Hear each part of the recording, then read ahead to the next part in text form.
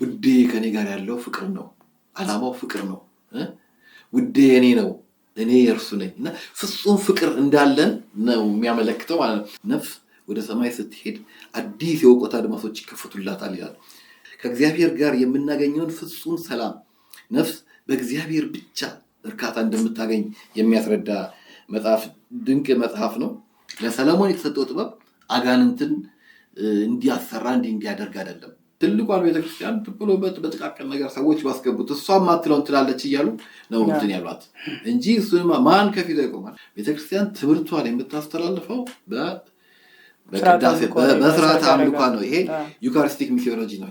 አንድ ዲያቆን በቤተ መቅደስ ውስጥ እንደኖረ ብዙ የቤተክርስቲያናት ዲዛይን እንደሰራ የእግዚአብሔር ቤት እንደሚቆረቆር ሰው እንደጻፈው በሙያው መሐንዲስ እንደሆነ የሆነ ሰው እንደጻፈውና የቤተክርስቲያን ነገር እንደሚቆጭ ሰው እንደጻፈው። ሰላም ጤና ይስጥልኝ የሐሰሳ መጽሐፍት ሚዲያ ተከታታዮቻችን። ይህ ሚዲያ እንደምታውቁት የተለያዩ መጽሐፍት ላይ ቃለ መጠይቅ የምናቀርብበት የመጽሐፍት ሂሶችን የምናቀርብበት ነው። የተለያዩ ዶክመንተሪዎችን የምናቀርብበት ሚዲያችን ነው። ዛሬ ልናቀርብላችሁ የፈለግነው ሲሎንዲስ የተሰኘ በ2018 ታህሳስ ወር ላይ የታተመ መጽሐፍ አለ። ይህን መጽሐፍ ያዘጋጀልን ዲያቆን ኤልያስ ደፋልኝ ይባላል። ከዚህ በፊትም የዳዊት ከእረኝነት ከንግስና የተሰኘ መጽሐፍም አዘጋጅቶልናል። በጣም ቆንጆ መጽሐፍ ነው። ዛሬ ሲሎንዲስ በሚለው መጽሐፍ ላይ ከአዘጋጁ ጋር ቃለ መጠይቅ እናደርጋለን። ዲያቆን ኤልያስ ደፋልኝ ለማታውቁት አዲስ አበባ ዩኒቨርሲቲ በምህንድስና ትምህርት አንደኛ ዲግሪውን የያዘ ነው። በሁለተኛ ዲግሪ ደረጃ ፕሮጀክት ማኔጅመንትም የተማረ ነው። በነገረ መለኮት ትምህርት በቅድስት ሥላሴ መንፈሳዊ ኮሌጅም የተማረ ወንድም ነው። በተለያዩ ማህበራትም አገልግሎት የነፃ አገልግሎትን በሙያው በምህንድስና ሙያውም ሲሰጥ የነበረ ወንድማችን ነው። በማቁሳን አገልግሎቱም እንደዚሁ እናውቀዋለን። የቤተክርስቲያን ልጅ ነው። ከትምህርት ቤት ጀምሮ ሲያገለግል የነበረ ወንድማችን ነው። እንደ ባጭሩ ይህን ለማለት ነው። ብዙ አገልግሎት ያለው ነው። ስለዚህ ሲሎንዲስ የሚለውን መጽሐፍ ስላዘጋጀልን እናመሰግናለን። ቃለ መጠይቁን እንድትከታተሉልን እንጋብዛለን። ወንድማችን ዲያቆን ኤልያስ ደፋልኝ እንኳን ወደ ሐሰሳ መጽሐፍት ሚዲያ በሰላም መጣ። እንኳን ደህና ቆያችሁ። ስለጋበዛችሁኝ እኔም አመሰግናለሁ። መልካም። እንግዲህ ከዚህ በፊት ዳዊት ከእረኝነት እስከ ንግስና በሚለው መጽሐፍ በጣም እናውቃለን፣ ከዓመት በፊት ማለት ነው። አሁን ደግሞ አዲስ መጽሐፍ ይዘልን መጥተሃል እና እንደው ሲሎንዲስ የተሰኘው መጽሐፍ ለማዘጋጀት እንደው ያነሳሳ ምክንያቶች ምንድን ናቸው? እሺ፣ በጣም አመሰግናለሁ። እግዚአብሔር ይስጥልኝ። ሲሎንዲስ የሚለውን መጽሐፍ ለማዘጋጀት ያነሳሳኝ የተወሰኑ ምክንያቶች አሉ። በነገራችን ላይ ሲሎንዲስ የሚለው የቃሉ ትርጓሜ የንጉሥ ሰለሞን የዳዊት ልጅ የንጉሥ ሰለሞን የፍልስፍና ስሙ ነው። የቅዳሴ ማርያም አንድምታም ላይ አለ፣ በቅዳሴያችን ላይም አለ። በጠቅላላ የሰሎሞንን ታሪክ መጽሐፍቱን የቤተ ክርስቲያናት እንትኑን እንዴት እንደገነባ ቤተ መቅደስ እንደገነባና ከእሱ ጋር ተያያዥነት ያላቸውን ትውፊታዊ ነገሮችን የሚያነሳ ነው እና ያው በሙያዊ መሐንዲስ ስለሆንኩ በቤተክርስቲያን በዲዛይንም በኮንስትራክሽንም አገልግሎቶች ውስጥ ስላለው በዓለሙ እንጀራዬም እሱ ስለሆነ እሱ ሞር ይማርከኛል። የሰሎሞን ቤተ መቅደስ የሰራበት ጥበቡን የሄደበትን ፕሮሲጀሮች በዚህ ዘመን ራሱ ብዙ ኮንስትራክሽን ሂደቶች የሚሰጡትን ነገር ጥንቅቅ ያለ የተደራጀ ፕላን፣ የተደራጀ የሰው ኃይል አመራር፣ የተደራጀ ትኩረት እና ትልቅ ሜጋ ፕሮጀክት በዘመኑ የነበረ አሁንም በጣም ትልቅ ፕሮጀክት፣ ትልቅ የአምልኮ ስፍራ ፕሮጀክት ስለሆነ እሱ በጣም ይማርከኛል። በመጨረሻ ላይ ያለው ደግሞ ይሄ ከትውፊታዊ በአፈ ታሪክ ትውፊታዊ እንኳን ማለት በአፈ ታሪክ ከሚነገሩት ነገሮች በቤተክርስቲያን ውስጥ ያላቸው ቦታ እየገነነ በመምጣቱ ትንሽ ያሳስበኝ ስለነበረ እንደው እነሱ ትንሽ ለመዳሰስና እንደመነሻ ለማድረግ አስቤ ነው። በጣም መልካም ነው። በመጽሐፍ በዋናነት አንዱ የመጀመሪያው ምዕራፍም ሁለተኛው ምዕራፍ ማለትም ይቻላል የንጉሥ ሰሎሞንን ታሪኩን እና ስራዎቹንም እንደዚሁ ታብራራለህ እና እስኪ ንጉሥ ሰሎሞን ማን ነው በመጽሐፍ ቅዱስ? በምን መንገድ ነው የሚታወቀው ተብሎ ቢጠየቅ መጽሐፍ ላይም ስላብራራው እስኪ የተወሰነ አብራራል። እሺ፣ ንጉሥ ሰሎሞን የእስራኤል ሶስተኛ ንጉሥ ነው። ዳዊት ሳኦል አለ፣ ዳዊት አለ፣ ቀጥሎ ንጉሥ ሰሎሞን ነው። የዳዊት ልጅ ነው ከቤርሳቤ የወለደው። ዳዊት ከዚህ በነበረው ዳዊት መጽሐፍ ላይ በሰፊው የተገለጸ ነው። ዳዊት ከቤርሳቤ ጋር በወደቀበት ጊዜ ቤርሳቤ የጸነሰችው ይሞታል። መጀመሪያ ታሞ በነበረበት ጊዜ ዳዊት ያዝናል፣ ተቀሰፈ። ከኦሪዮን ሚስት በኃጢአት ስለወሰደ እግዚአብሔር ቀሰፈው። በሰባተኛውም ቀን ሞተ። ግን ታሞ ሳለ ዳዊት ምር ብሎ አዘነ፣ አለቀሰ። ከሞተ በኋላ ግን በቃ ፊቱን ታጠበ፣ ቅባት ተቀባ፣ በላ እስኪደነግጡ ድረስ ማለት ነው። ከአሁን በኋላ እኛ ወደ እሱ እንሄዳለን እንጂ እሱ ወደ እኔ አይመጣም አለና ቤርሳቤህንም አጽናናት፣ ይዟት ገባ። ሁለተኛ ልጅም ሰለሞን ወለደ። ሰለሞንን በወለደበት ጊዜ ለእሷም ቃል ገባላት ሁለተኛው ንጉሥ እንደሚሆን ማለት ነው። እሷም በዘመኑ ሁሉ ሰላምን ስለሰጣት እና እሱም በተረጋጋ ስለሆነ ሰለሞን አለችው። የሰላም ሰው ማለት ነው። ሰላማዊ መስተሳድም ማለት ነው። አክቹዋሊ ቀድሞ ነቢዩ ናታን ይድድያ ብሎት ነበረ። ለእግዚአብሔር የተወደደ ማለት ነው። ስሙን ባይጠቀምበትም ማለት ነው። ሰለሞን ማለት ሰላማዊ ነው እና ሰለሞን ከተወለደ በኋላ እንግዲህ በቤተ መንግስት አደገ። እንግዲህ ዳዊት ብዙ ፈተናዎች በቤተሰቦቹ ብዙ ፈተናዎች ደርሰውበታል። አምኖን ከዛ ሁሉ ከቤተሰብ ከተነሳበት ፈተና አንጻር ልጆቹ ንግስናውን በየጊዜው እንትን ይሉ ነበረ። አቤሴሎም ትዕማርን የደፈረውን ወንድሙን እሱን አስገድሎ ሸሸ። እንደገና መጣ፣ መንግስቱን ፈለገ። በመጨረሻ ከሰሎሞን ጋር የሚያዘው አዶንያስ ነው። አዶንያስ የዳዊትን ማርጀት የሰሎሞንን ሕፃንነት ቃል እንደተገባለት ያውቃል። የዳዊትን ማርጀት የሰሎሞንን ሕፃንነት አይቶ ከካህናት ወገን ኢዮአብን ከቤተ ክህነት ማለት ከቤተ መንግስት ደግሞ አብያታርን ይዞ የቤተ መንግስቱንም ቤተ ክህነቱም እንደዘመኑ ማለት ከያዝኩ ማንም አያሸንፈኝም ብሎ እነሱን ይዞ ዳዊትም አይደርስብኝም ብሎ በሮጌል ምንጭ አጠገብ ደገሰና በላ ነገሰ። አዶንያስ 1000 ዓመት ንገስ ብሎ ንግስናውን አወጀ። እሷም ሰማች፣ ቤርሳቤም ሰማች። ከናታን ጋር ሆኖ ለዳዊት በነገሩት ጊዜ ዳዊት ይህም በሰማ ጊዜ ካህኑን ሳዶቅን ጠርቶ አነገሰው። እንዲያነግሰው በነቢዩ ናታን ባለበት ቀብቶ እንዲያነግሰው አደረገ እና በጣም በሚገርም ሁኔታ ሶሎሞንን ከፍ ባለ ዙፋን፣ ዳዊት ደግሞ ዝቅ ባለ ዙፋን ተቀምጦ ያንተ ንጉስ ተጀመረ፣ የኔ መንግስትነት ዘመን አለቀ ብሎ ዘመረ። እግዚኦ ኩነኔ ከአቦ ለንጉስ ወጽድቅከኒ ለወልደ ንጉስ፣ ለንጉስ ፍርድን ስጥ፣ ለንጉስ ልጅ ደግሞ ጽድቅንና እውነትን ስጥ ብሎ ዳዊት ከዛ በኋላ ዘመረ።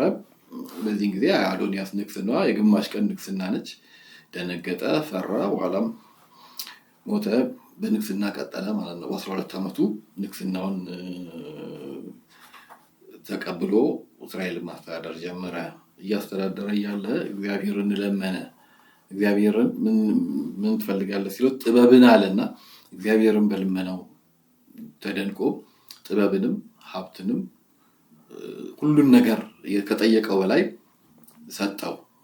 የእንስሳትን ቋንቋ ሁሉ እንዲያውቅ በቃ ጥበብ ከፍተኛ ጥበብ ተሰጠው። ለአዲስ ኪዳንም ተጠቅሷል የሰሎሞን ጥበብ ማለት ነው።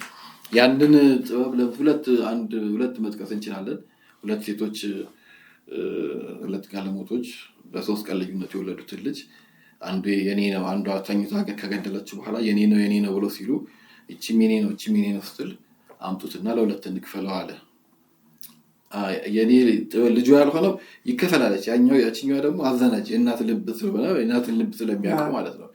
ከዛ ከሚከፈል እሷ ታሳድገዋለች፣ እሷ ናት እናቱ አለች። ይሄም በእኛ ትውፊትም ደግሞ የሚነገራል። ንግስት ሳባ ልትፈትነው ሄዳ 2 የሚያማምሩ አበቦችን ይዛለት ሄደች። አንዱ ኦሪጂናል አበባ ነው፣ የተፈጥሮ አበባ ነው። አንደኛው ደግሞ አርቲፊሻል አበባ ነው እና ከሁለቱ የቱ ነው እንዳይለያዩ አድርጋ አዘጋጅታ ነበር ይዛለት ሄደችው እና የቱኛው ነው ኦሪጂናል የቱኛው ነው ፎርጅድ ፌክ የሚለውን ለይትለዋለች። እሱ ምንድን ያደረገው የእንስሳትንም የእጽዋትንም ጥበብ የዘመናትንም ጥበብ የፀሐይ የጨረቃን መውጫቸው መግቢያቸው ሰፊ ጥበብ ነበር የተሰጠውና ስለዚህ አስከፈተ። መስኮቱን ሲያስከፍት ንባ መጣችና የተፈጥሮ አበባው ላይ አረፈችበት። ስለዚህ ይሄ ነው አላትና ብዙ ጥበቦች አሉት። ጥበበኛ ነበር፣ የሚያክለው አልነበረም በጥበቡ። እንግዲህ በጥበቡ ዳዊት የሚሻው የነበረውንም ቤተ መቅደስን ሰራ። እንግዲህ በቦታው እናያለን እሱን። ያንን በሚያምር ቤተ መቅደስ በሚያምር ትኩረት በሚያምር የመቆጣጠር ሁኔታ በወጉ በተሰናዳ ፕላን እና በደንብ አድርጎ ሰራው። እንግዲህ ለዘመናት ሁሉ የምናነሳውን ያንን ቤተ መቅደስ ሰራ። በዛም እያለ እንግዲህ 700 ሚስቶችንና 300 ቅባቶችን እንትን አደረገ። በዘመኑ መጨረሻ ላይ ከነሱ ጋር ሆነ። ከዛ እያረጀ ሲሄድ እነሱም ከአሕዛብ ሀገር ያመጣቸው ስለነበሩ የእሱን አምልኮ እንዲያመልክ መጀመሪያ ቤተ መቅደስ እንዲሰራ የጣዖት ቤት እንዲሰራ ዝም አላቸው። ከዛ ተከተለ፣ ሰገደ። እንግዲህ ከእግዚአብሔር ጋር ከአንዴም ሁለቴ እንዳልተነጋገረ በጣዖት ቤት ሰገደ። እንግዲህ በእድሜው መጨረሻ ላይ ማለት ነው። ከዛም ያው ተመለሰ። መጨረሻ ላይ ተመልሶ እንግዲህ ሰኔ 23 ቀን ነው እንግዲህ 40 ዓመት ከገዛ በኋላ ሰኔ 23 ቀን ዕረፍቱ ስንክሳራችን ይከበራል ማለት ነው። ይሄ ነው ሰለሞን እንዳለ ጠቅላላ ሂደቱ። በጣም መልካም ነው። እንደው ሰለሞን ታሪክ በጣም ሰፊ ነው። እንደው ወደ ደራሲነቱ ደግሞ እንምጣ። ማለት ደራሲ ስል ጸሐፊ ለማለት ነው። ከመጽሐፍ ቅዱስ ውስጥ እንደሚታወቀው ንጉሥ ሰለሞን ጻፋቸው ብለን የምናምናቸው መጽሐፍት አሉና አንደኛ ምን መጽሐፍቶች ነው እንደው በመጽሐፍ ቅዱስ ውስጥ የሚታወቁ የተጻፉት? እንደው ይዘታቸውስ ምን ይመስላል? ለምንስ ዓላማስ መጠቀም አለብን? በተለይ አንዳንድ መምህራን ሕፃናትን ለማስተማር የሚያስፈልጉ የሰሎሞን የጻፋቸው የመጽሐፍ ቅዱስ ክፍሎች አሉ። በመንፈስ ቅዱስ ኃይል የጻፋቸው የጥበብ የተግሳጽም እንደዚሁ የምሳሌም ሌሎች ብለው የሚያብራሩ አሉና እሱ ላይ በመጽሐፍ ላይ ስላብራራውም ለማሳየትም ጥረት ስላደረግ እሱ ላይ የምትለን ነገር እስኪ። እንግዲህ ሰሎሞን 5 መጽሐፍቶችን ጽፏል። ሁለቱን በአንድ ላይ በአማርኛ መጽሐፍ ቅዱስ ላይ ሁለቱ በአንድ ላይ ነው የሚታዩት፣ ምሳሌና ተግሳጽ ማለት ነው። አንድ አይነት ፓተርን አላቸው። ተግሳጽ ያው እንደ ቃሉ የተግሳጽ ነገር ስለሚያመለክት ነው። በአጠቃላይ ግን መጽሐፈ ምሳሌ ነገሮችን በምሳሌ እያስረዳ ስለ ሞራል፣ ስለ እሴት፣ ስለ ልዕልና አንድ ሰው በዓለም ላይ በሚኖርበት ጊዜ ምን መከተል፣ እውነትና ሐሰት በቃ ምንም እንደዚህ የማያወላውል ቀጥተኛ መስመር እንዳለች ዝልፍንድ ማለት እንደማይገባ ይሄ የሞራል ስብዕናን መገንባት ሕፃናት በልጅነታቸው እንዲማሩ የሚፈለገው እሱ ነው። መጽሐፈ ምሳሌ ማለት ነው። ስለ ሞራል የሚያነሳ የሞራል ልዕልና እንዲኖረው አንድ ሰው እንዲኖረው የሚያነሳ ነው። እግዚአብሔር እንዲያረጋል ከማለት ይልቅ ምሳሌ ላይ በምሳሌ ነገሮችን እያነሳ አንድ ሰው ደግ በማድረግ የሚያገኘውን በረከትና የአእምሮ ሰላም፣ ክፉ በማድረግ ደግሞ የሚያጣውን እያስተያየ በምሳሌ እያነጻጸረ የሚናገርበት ነው መጽሐፈ ምሳሌ እና መጽሐፈ ተግሳጽ። አንድ አይነት ሆኖ ተግሳጽ የመጨረሻዎቹ 6 ምዕራፍ አካባቢ ያለው ተግሳጾቹን ስለሚያመለክት ነው። 3ኛው መጽሐፍ መጽሐፈ ጥበብ ነው። ይሄ ስለ ጥበብ ስለ ሰለሞን ጥበብ ሳይሆን ራሱ እግዚአብሔር ጠቢብ እንደሆነ ስለ እግዚአብሔር ጥበብ በደንብ የሚናገር፣ ስለ ሕይወት ዘላለማዊነት፣ ስለ ፍትህ የሚናገር፣ በተለይ ነገስታትና መኳንንት እንዴት በጥበብ ማስተዳደር እንዳለባቸው የሚያስረዳ፣ ከእስራኤል ነገስታትም ደግሞ የእስራኤል መሪዎቹ በሙሉ የነበሩት እንዴት በጥበብ እንዳስተዳደሩ የሚገልጽ ነው። 3ኛው 4ኛው መጽሐፈ መክብብ ነው። መጽሐፈ መክብብ ላይ ደግሞ ከነኚህ እስካሁን ካነሳናቸው በተለየ መልኩ የሰማይና የምድርን የሳቅና የሐዘንን እንደዚህ ተቃራኒ ነገሮችን የለቅሶና የሐዘንን የደስታን እንደዚህ እያነጻጸረ በዚች ዓለም ላይ ያሉትን ሳቅን፣ ደስታን፣ ሀብትን፣ ንብረትን፣ ዕውቀትን፣ ዝናን፣ ሴቶችን ሁሉ አይቶ ደስታ ይገኝባቸዋል የሚሉትን በሙሉ ፈልጎ ካሰሰና ከመረመረ በኋላ እነሄ ሁሉ አለ ነፋስ እንደመከተል ነው። ምንም እርካታን የማይሰጥ የማይሞላ ነገር ነው። ሁሉ ከንቱ የከንቱ ከንቱ ነው የሚል ምንድነው ይሄ? በእርግጥ ይሄ 4ኛ ላይ ይቀመጥ እንጂ በክሮኖሎጂካሊ በኑሮ የመጨረሻዎቹ እድሜዎቹ ላይ የጻፈው በዚች ዓለም ላይ ያሉትን ነገሮች ሁሉ ካየ ከመረመረ በኋላ ምንም እንደማይረባው አውቆ በዘመኑ መጨረሻ አካባቢ የጻፈው ነው። ሁሉ ከንቱ የከንቱ ከንቱ ነው። ጥሩ ጎበዝ የሆነ ሰው በወጣትነቱ መልካም ነገርን ይስራ።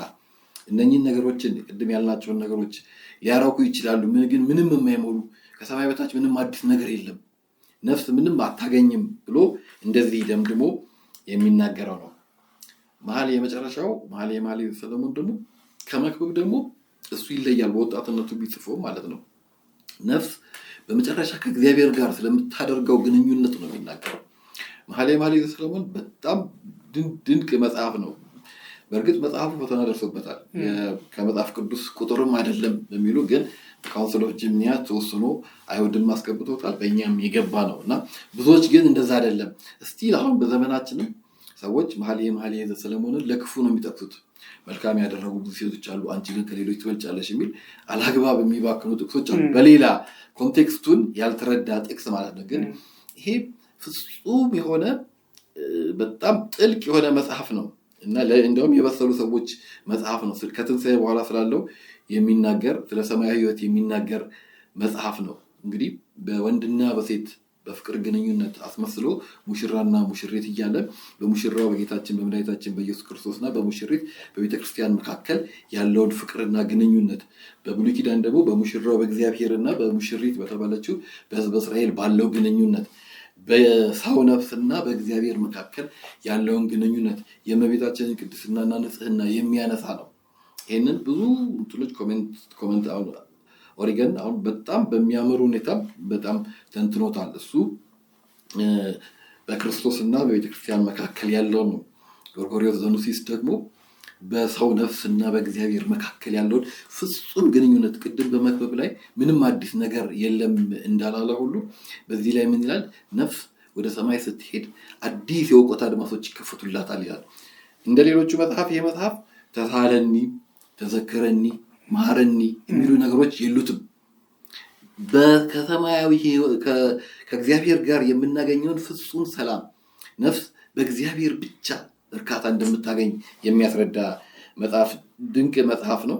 በአምልኮ ስርዓታችን ውስጥም ያለ ነው። በማህሌቱ በምዕራፍ ላይ አለ። በጽጌም ይደረጋል። ከመዝሙረ ዳዊት ጋር በቅዳሜ እንዲደገም ይደረጋል። በምቅናዩም አለ።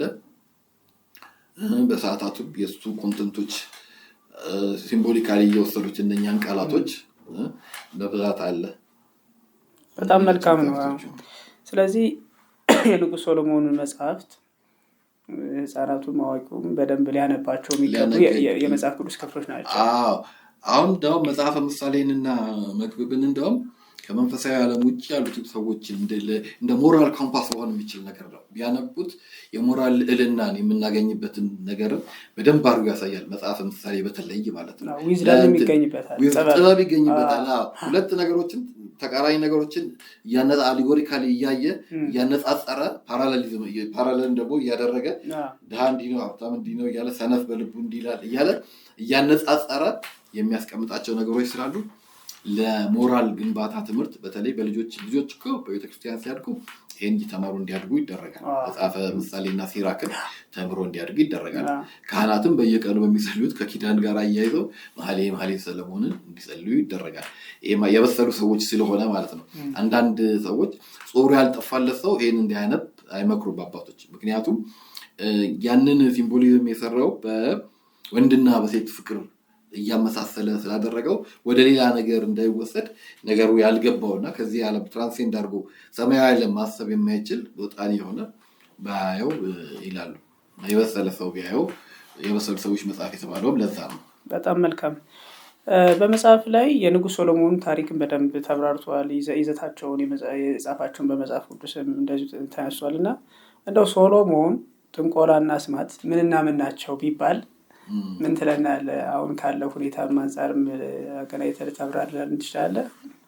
ታሪካዊ ዳራዎችንም በደንብ ስላነሳቸው በመጽሐፍ ላይ ከአይሁዶችም ሰሎሞን የሚያነሱበት ጥንቆላና አስማት የእስልምናውም በክርስትናውም የሚነሱ እንትኖች አሉና ያን በመጽሐፍ ለመዳሰስ ጥረት አድርገሃል። ምን ትላለህ በዚህ ጉዳይ? እንግዲህ አሁን እንግዲህ ወደ እንትኑ ስመጣ የጥንቆላ፣ አስማት፣ መተት እንደዚህ አይነት ነገሮች ክፉ መንፈሶች በተለይ በሀገራችን ከሌሎችም ጋር ይገናኛል። ከሰለሞን ጋር ያያይዙታል። በእርግጥ በመጽሐፍ ቅዱስ ውስጥ በመጽሐፉ ላይ እንደተገለጸው ከሰለሞን በፊት ነበሩ ጥንቆላም፣ አስማትም፣ ሟርትም፣ ሙታን መጥራትም፣ ሙታን ጠርቶ ማነጋገርም በብሉይ ኪዳንም ኢቭን በሐዲስ ኪዳንም ነበሩ። ጳውሎስም ሲያስተምር ጠንቋዮች እንደነበሩ እናያለን። ከኛ ሀገርን ኮንቴክስትና እኛውን የሚመለከተን እኛ ስለሆነ ማለት ነው። ከሰለሞን ጋር ለምን ተያያዘ የሚለው እንግዲህ ብዙ ሰዎች በማወቅም ይሁን ባለማወቅ ከኛ ጋር ያሉ ሰዎች ወር እኛ ጋር የኛ ወገን የሆኑ የሰለሞን ጥበብ በማለት ሰለሞን ከሰተልን ለሰለሞን የተገለጸለት ነው በማለት መርበብተ ሰለሞን በማለት የሆነ ነገር እየደገሙ ሰለሞን አጋንንትን ይሄን እየደገመ አጋንንትን ጠርቶ አሰርቷቸዋል እንዲህ ያደርጋቸዋል በማለት ስለሚያገናኙት ከሰለሞን ጋር ተያያዘ እንጂ ጥንቆላው ከዛ በፊትም የነበረ ነው። ለምን ተያያዘ፣ እንዴት ተያያዘ፣ መነሻውስ ምንድነው የሚለው ያው በመጽሐፈ ነገሥት ላይ ምዕራፍ 7 ላይ እንደተገለጸው ሰለሞን ቤተ መቅደሱን በሚሰራበት ጊዜ ምንም አይነት የድንጋይም ሆነ የብረት ድምፅ አልተሰማም የሚል ነገር ይይዙና አይሁዶች በአይሁድ ትውፊትም አለ በነገራችን ላይ ይሄ ያንን ይይዙና ይሄንን ሰለሞን ያደረገው አጋንንትን ተጠቅሞ ነው።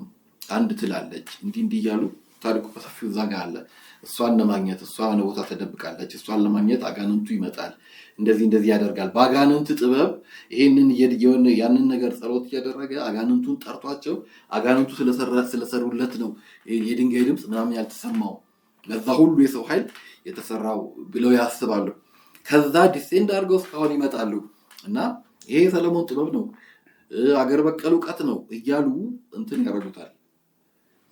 በመሰረቱ የሰለሞን ጥበብም አይደለም አገር በቀል እውቀትም አይደለም። እንግዲህ በእኛ በኦርቶዶክስ እንግዲህ እውቀት የምንላቸው የምንለካባቸው ነገሮች አሉ። የቤተክርስቲያን ትምህርት አንዱ መጽሐፍ ቅዱስ ነው። ሁለት ነገሮች ቤዚካሊ ሁለት ነገሮች አሉ። ስክሪፕቸራል ሩትድነስ ከቅዱሳት መጽሐፍት ጋር ያለው ተዛምዱ እና ሁለተኛው ደግሞ ሶቴሪዮሎጂካል ጀስቲፊኬሽን ለነገረ ድህነት ያለው ፋይዳ ነው እንጂ ሁሉንም የተረተረቱ ምንም አይደለም። እንትን የምንለው ብዙዎቹ የቤተክርስቲያን መጽሐፍት ሁሉም ይሄን ያካትታሉ። አንዳንድ የገቡት ግን ይሄን እንዳያካትቱ ያደርጋቸዋል። አንድን ነገር ከሐዋርያት ትምህርት ጋር ከቤተክርስቲያን ትምህርት ጋር ይሄዳሉ፣ ከመጽሐፍ ቅዱስና ከአዋልድ መጽሐፍት ጋር ይሄዳሉ የሚለው በደንብ መመርመር ከትውፊታችን ጋር ይሄዳል የሚለው መመርመር አለበት እና እነኚህ መርበብተ ሰለሞን መጽሐፈ ቆጵራኒዮስ ምናምን እየተባሉ የሚመጡት ስለተያያዙ ከዛ ጋር ነው የተያያዘው እና ያ ደግሞ ለረጅም ጊዜ ስለገባ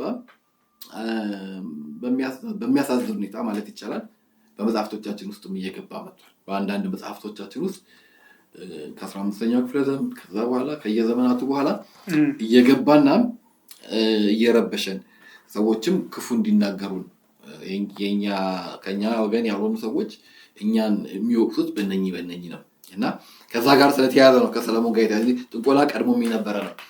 በዛ ውስጥ ምን አለ መናፍስትን መጥራት፣ ከመናፍስት ጋር መዋረስ፣ ክፉ ጽፈቶችን መጻፍ፣ የሰዎችን አሁን ህልም ዮሴፍ የሚሉት አለ የሆነ ይደገማል። ያን ነገር ይደገምልሃል። ከተደገመልህ በኋላ አንተ የሚሆንን ነገር በህልም እንዲታይ ነው። ይሄ ከእግዚአብሔር ከቤተክርስቲያን አሰራር ጋር ፈጽሞ የማይሄዱ ነገሮች ናቸውና እነኚህን አሰራሮችን ሁሉ እያንዳንዱን መጥቀስ በጣም አስፈላጊ ስላልሆነ ነው እዚህ ውስጥና ኢንጀነራል ግን አንድ እነኚህ የጥንቆላ መጽሐፍት እና ክፉ ብጾት የሚይዙት ነገር እዚህ ጋር አሉ። እነሱን ብናነሳቸው አንድ የዚች ዓለም ክፉ ነገር ምንድነው? አንድን ነገር ክፉ ነገር ብቻውን አይመጣም። ከሆነ ደግ ነገር ጋር አታችዶ ነው የሚመጣው።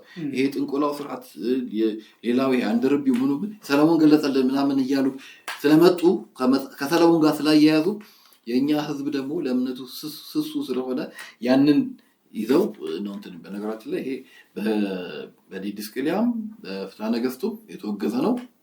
ግን ስቲል ይጠቀሙበታል አንዳንድ ሰዎች።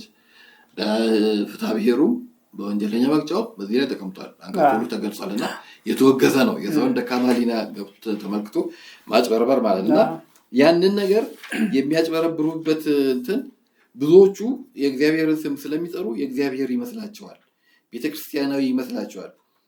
ወይም ደግሞ የቤተክርስቲያን የሚባል ሰው ይሄን ጉዳይ ሲፈጽም ሲያዩ ቤተክርስቲያን የሚያዩትን ኦር ከቤተክርስቲያን ጋር ተቃውሞ የለኝም ብሎ የሚያስብ ሲያዩት ይሄን ሲፈጽም እውነት ይመስላቸዋል። ለዛ ነው መናገር ያስፈልገው።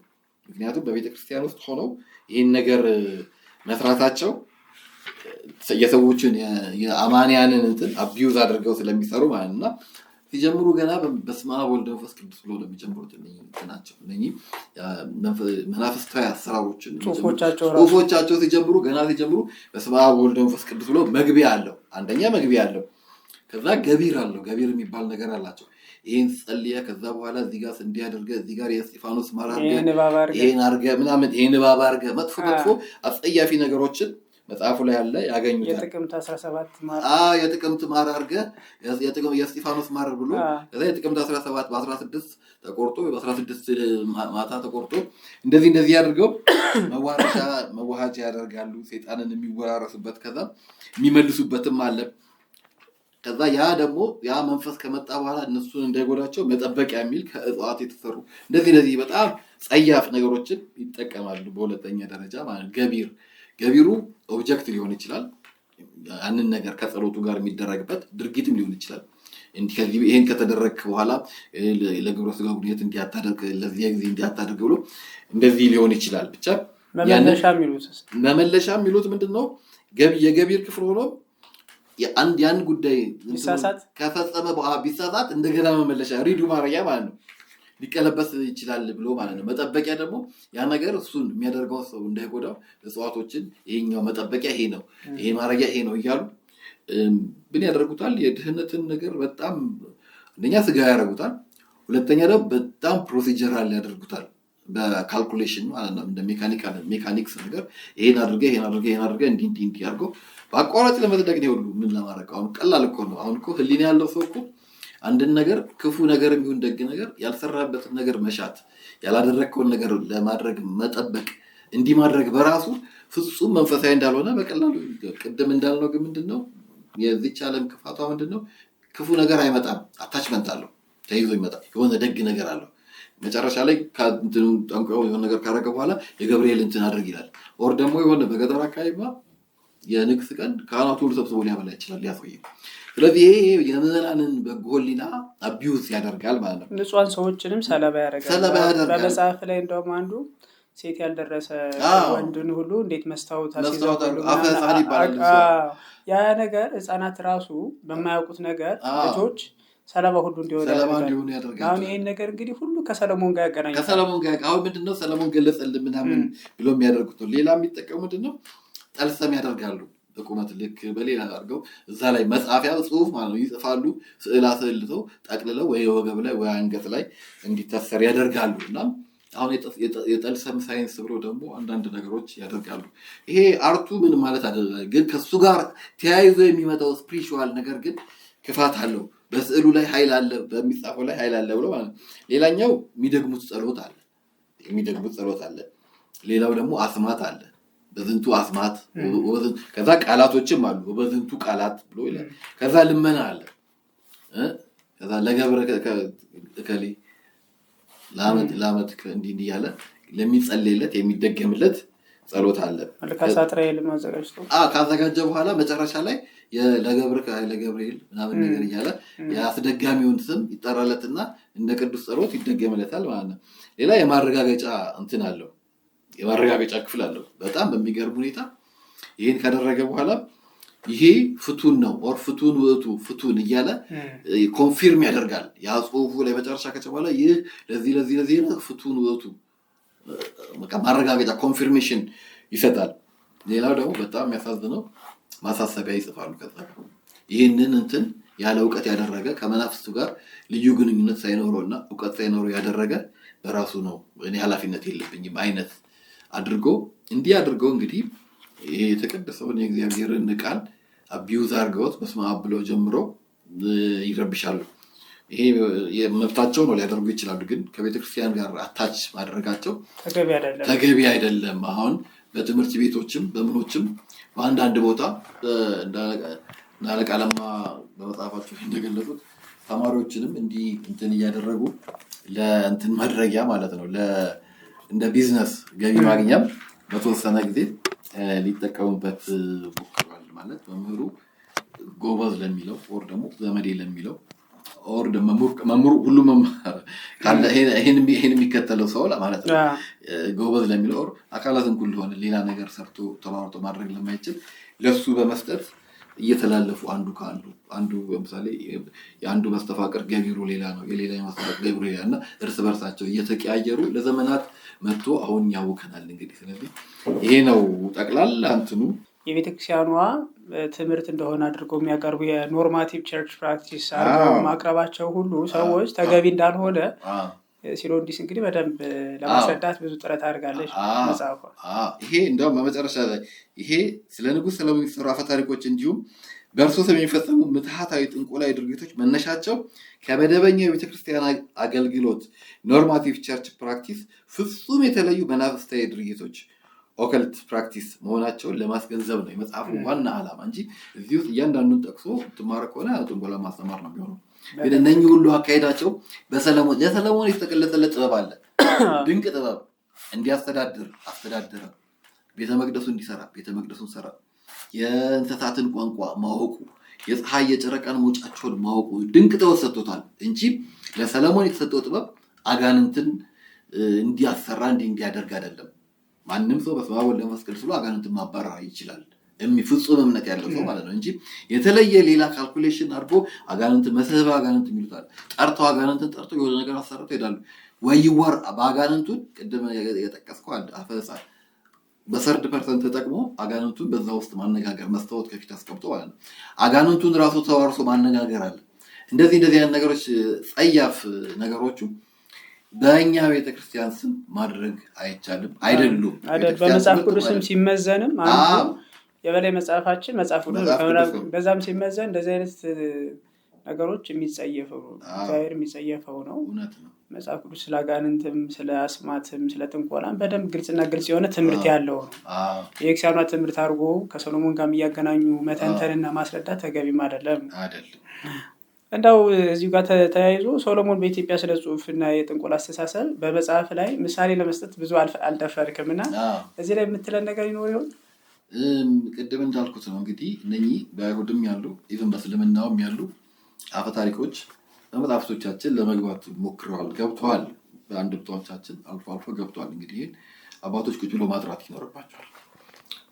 የሰለሞን ቀለበት የሰለሞን ምናምን እየተባለ የሚነገሩ ነገሮች አሉ፣ መስመር የሳቱ ነገሮች ቅድም ባነሳናቸው ከዋናው ቤተክርስቲያን ቅድም የእኛ ነው ኤፒስቴሞሎጂ ስንመረምር ስክሪፕቹዋል ሩት ድረስ ብለናል አይደል?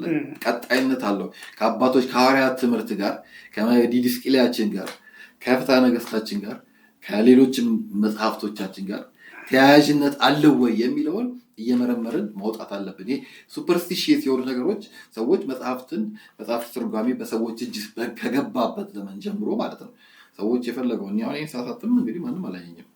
ልክ እንደዛው የጸሎት መጽሐፍትን የሚያሳትሙት ሰዎች በራሳቸው ፈቃድ ስለሆነ ያሳትሙት የነበረው በየጊዜው የገቡ ጉዳዮች አሉ። በትርጓሜ እንትናችን ውስጥም አሉ የገቡ ነገሮች አሉ። ያሳታሚዎች ችግር የሚፈጥሩት ችግር።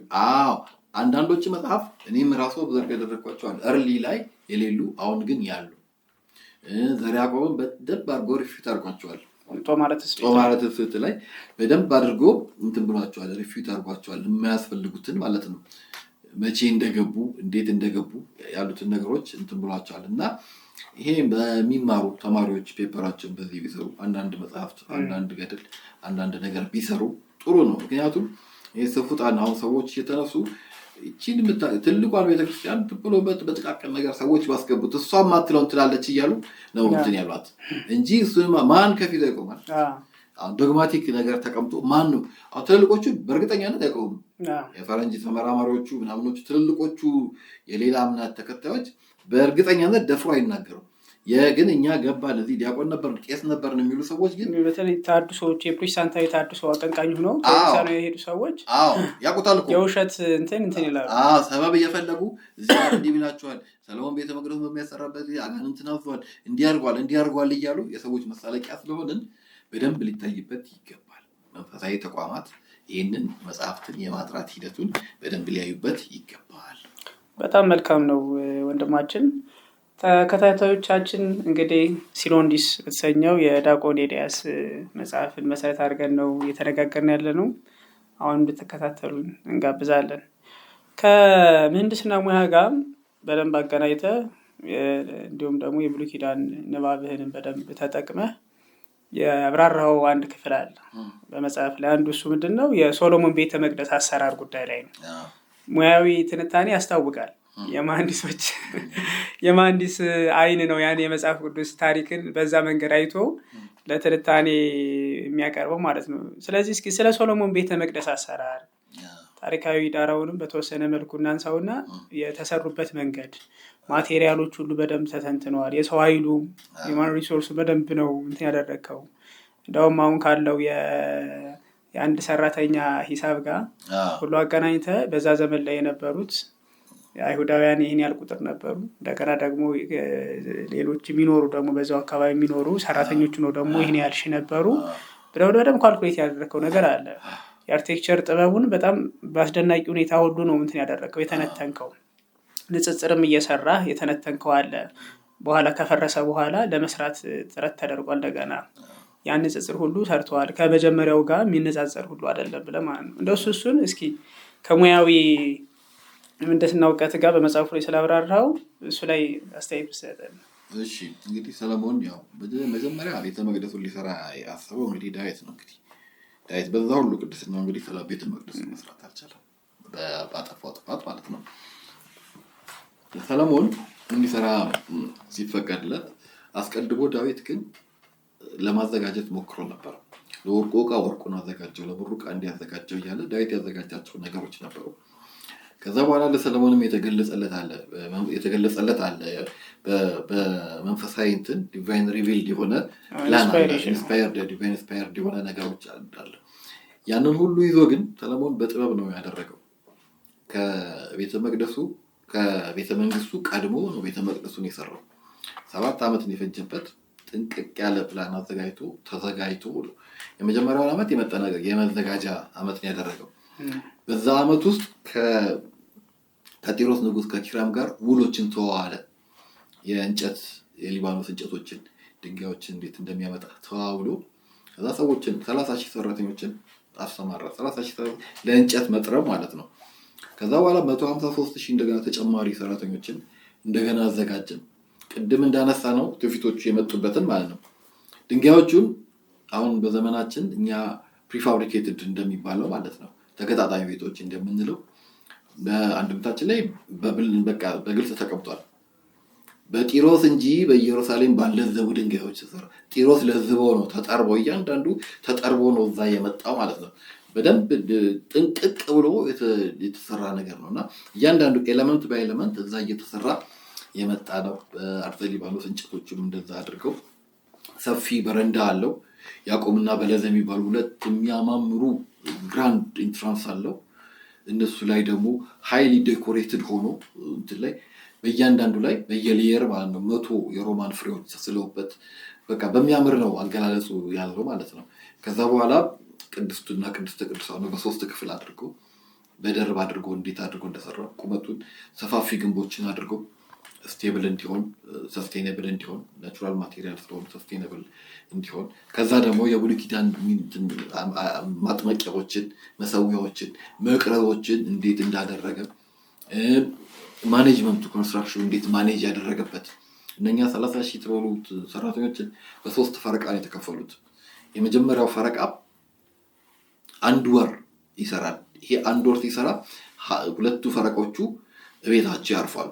እየተፋረቁ እየሄዱ ነው ጢሮስ እየሄዱ እየሰሩ እየመጡ የነበረው ማለት ነው።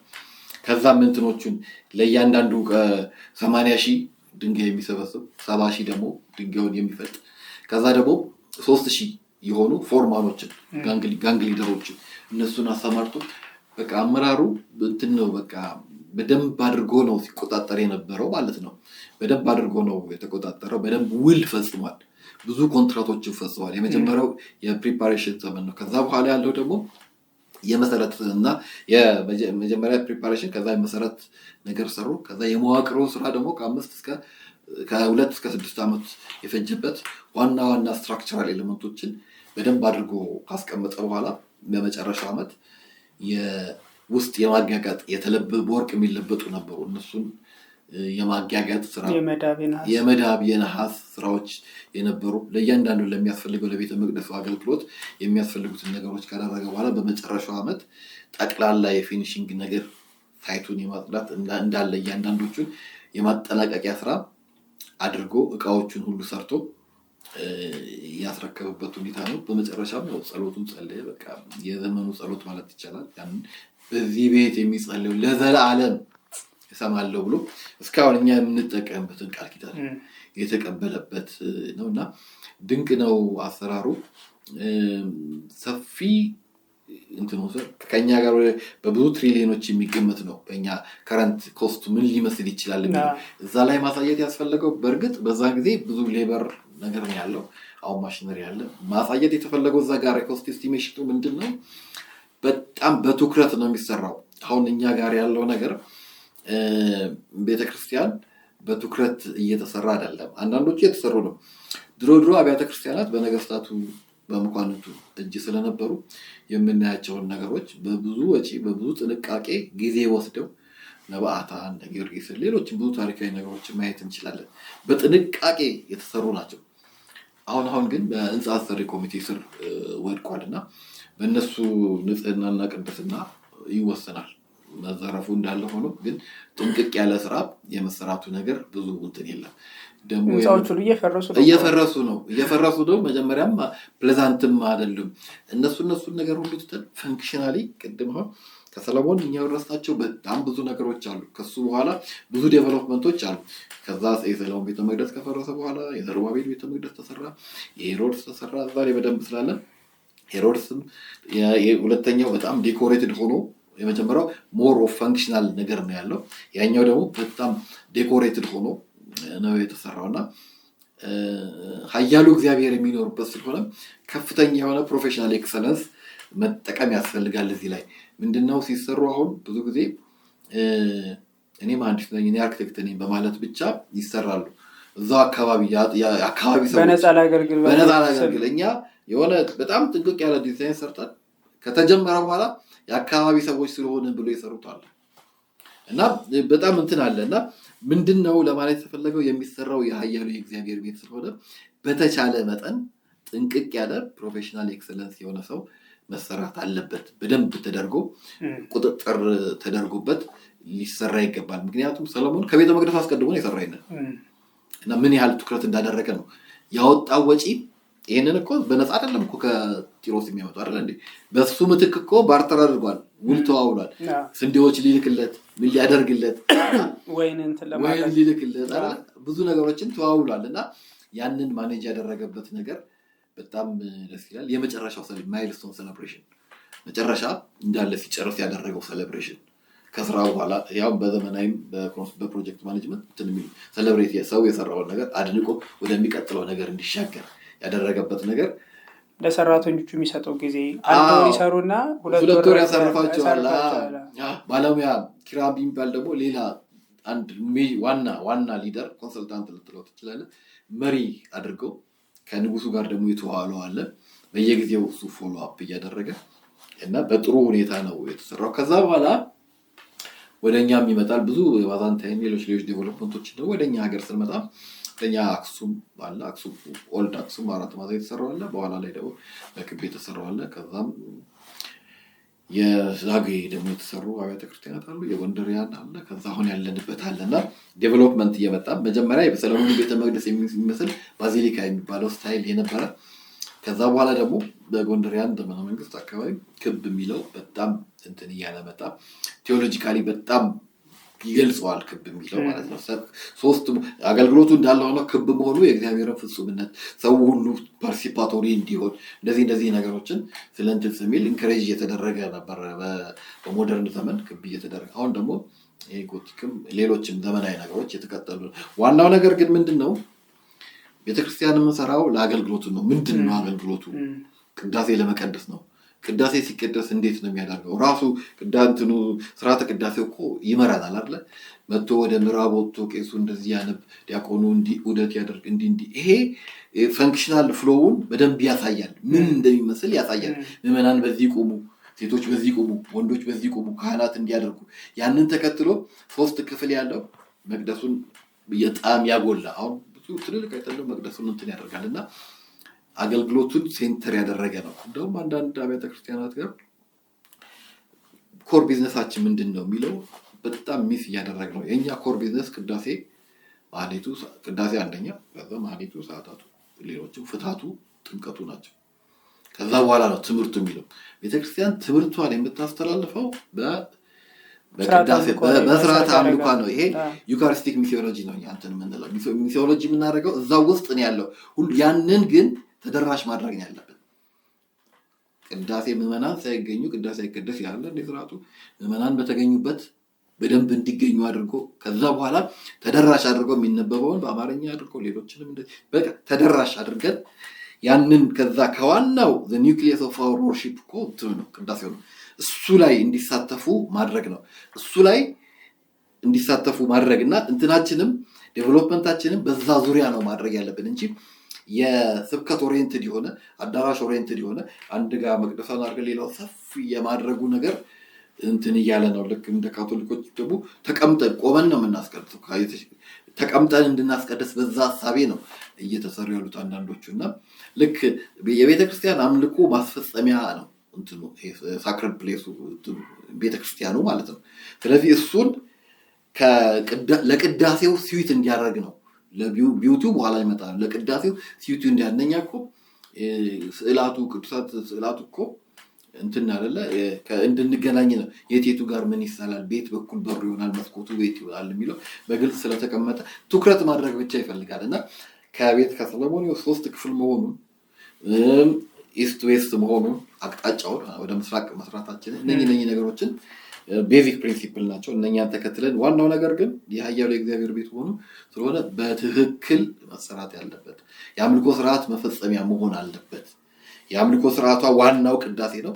ለቅዳሴ ስዊትድ ሆኖ ሌሎችን ደግሞ የሚደግፍ መሆን እንዳለበት ነው ማስገንዘብ ፈልገው። በጣም መልካም ነው። ስለዚህ እንግዲህ የሶሎሞን ቤተ መቅደስ አሰራርም ጉዳይም በምህንድስና መነጽርም ከመጽሐፍ ቅዱስ እያንዳንዱ ማንበብ የሚፈልግ ሰው እንግዲህ ሲሎንዲስን ነው የምንጋብዘው ማለት ነው። እንደው በአጠቃላይ የኢትዮጵያ ቤተክርስቲያን የህንጻ አሰራርና ሶሎሞንን አንስተዋል። ከሶሎሞን ታሪክ እንደው በአጠቃላይ ምን እንማራለን? መጽሐፍም በዋናነት ሶሎሞን መሰረት ያደረገ ስለሆነ ምን መማር አለብን? ምንስ ነው የምንማረው?